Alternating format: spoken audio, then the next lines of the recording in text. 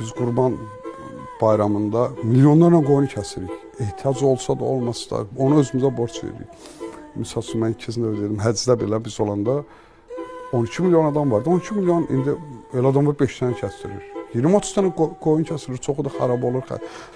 Onu oradan şey yollamırlar, Somaliya yollamırlar. Sonra mən araşdırdım ki, qurban fəda etməkdir, qoyun kəsmək deyil.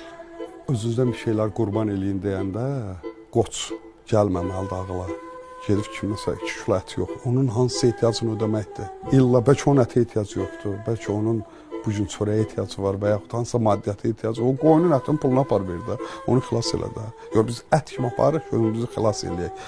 Biz onu yox, qarşındakımızı yox, özümüzü xilas eləmək üçün o addımları atırıq.